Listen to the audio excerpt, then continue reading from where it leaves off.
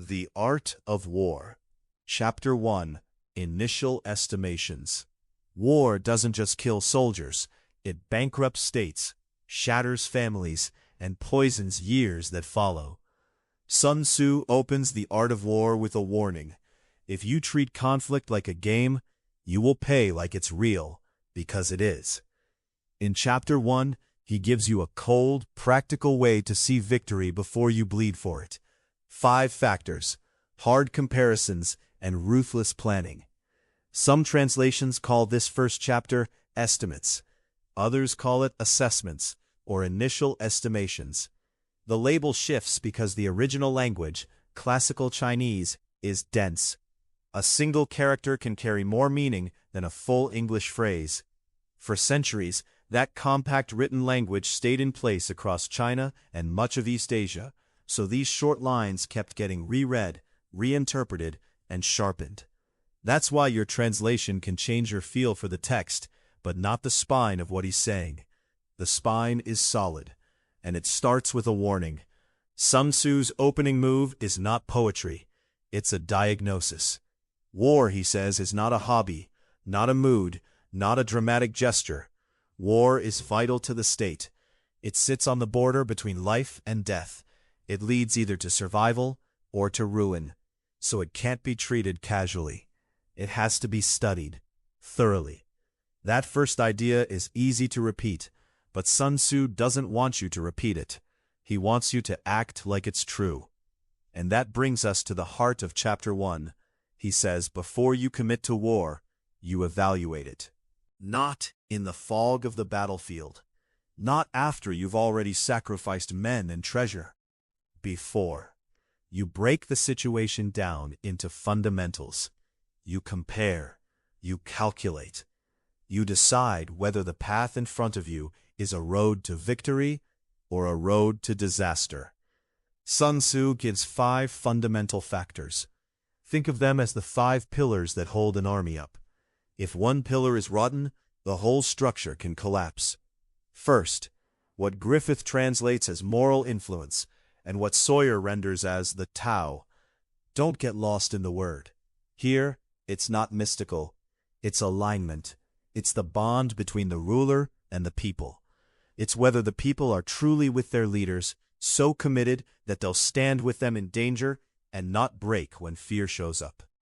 When that bond is real, morale doesn't have to be begged for. It becomes a force. Second, heaven, which in plain terms means weather and timing in the natural world. Cold and heat, seasons, the rhythm of the year. Sun Tzu is blunt. Nature shapes what's possible. March in the wrong season, and your army loses strength before it meets the enemy. Plan the campaign around the seasons, and you fight with the world, not against it. Third, earth, terrain, distance, ground that's easy or hard to cross, choke points and open fields, places where you can live, places where you can die. Terrain is not background scenery. Terrain is an active weapon. It decides how fast you can move, where you can supply, where you can hide, and where you can be trapped. Fourth, the commander.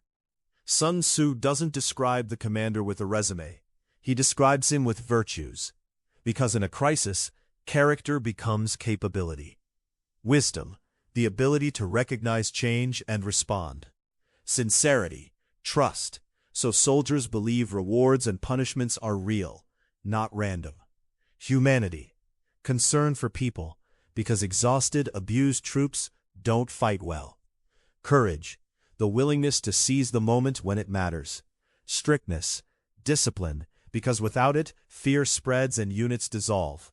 Fifth, method and discipline, what Sawyer calls the laws for military organization and discipline, and what Griffith explains through organization, control, ranks, supply routes, and the practical provisioning of the army. This is the machinery of war. Who reports to whom, how orders move, how supplies move, how rewards and punishments are administered.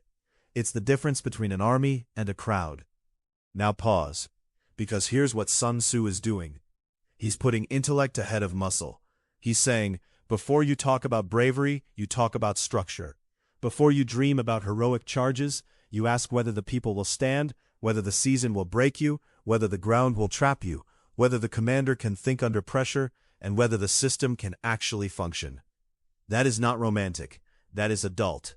And it leads to the next step: comparison. Sun Tzu's logic is simple. Victory is not a mystery. Victory is usually the end of a chain of advantages. And if you measure those advantages honestly, you can often see the outcome before the first arrow flies. So he tells you how to compare. He frames it as a set of tests. Which ruler has the people truly aligned with him? Which leader, meaning the commander, has greater ability? Which side has the advantage of weather and timing and the advantage of terrain? Which side's orders are actually carried out? Which side's forces are stronger? Which side's officers and troops are better trained?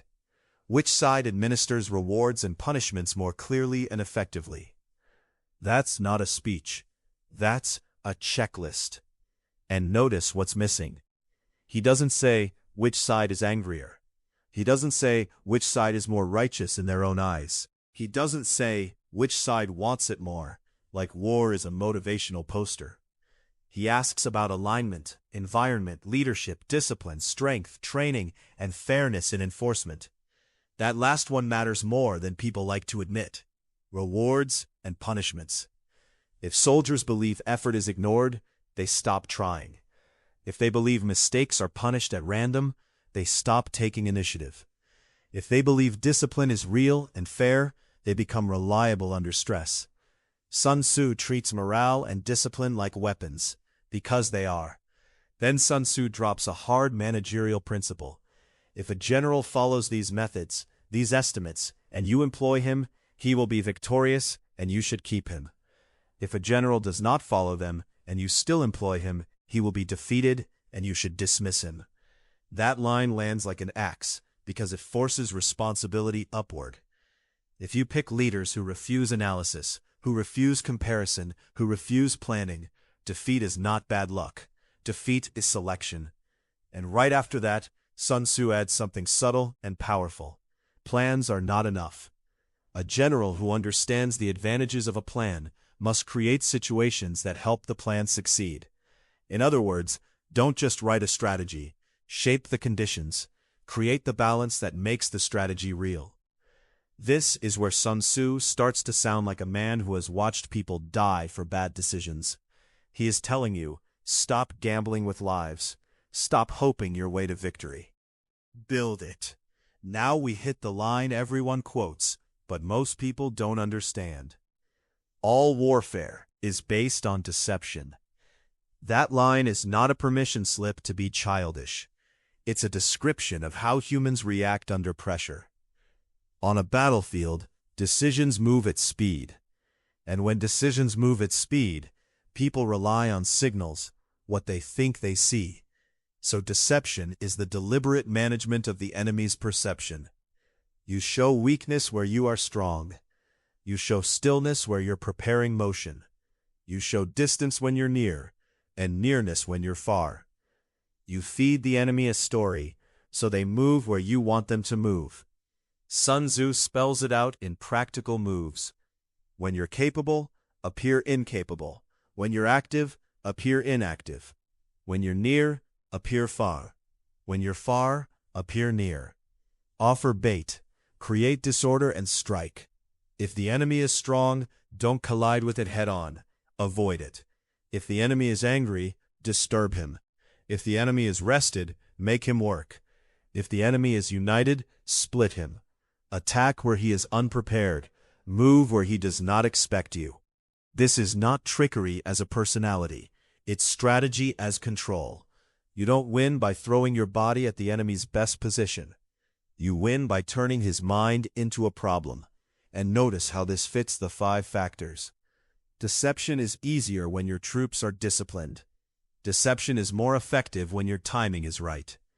Deception becomes lethal when you use terrain well. Deception fails when your commander is foolish or impulsive. So again, intellect comes first. Brute force comes later, if it comes at all. Now here's the part that most modern readers skip because it sounds ancient. Sun Tzu talks about calculations made in the ancestral temple before hostilities. He means the formal planning space where leaders decide whether war is justified and winnable. Call it a war room if you want. The point is the same. The decision is made before the fight, using analysis. If your calculations show many factors in your favor, you will win. If your calculations show few factors in your favor, you will lose. And if you make no calculations at all, your chances shrink to almost nothing. That is Sun Tzu's closing emphasis. By laying out these factors and comparing them seriously, the outcome becomes clear. That is the chapter. And if you take only one lesson from it, take this. Sun Tzu is not teaching confidence, he's teaching judgment. He is telling you that war punishes vague thinking. War punishes wishful thinking. War punishes leaders who treat planning as optional. So the first act of strategy is not aggression. The first act of strategy is honest assessment, then disciplined preparation, then action only when the math of reality says you can win. That's chapter 1. Everything else builds from this foundation.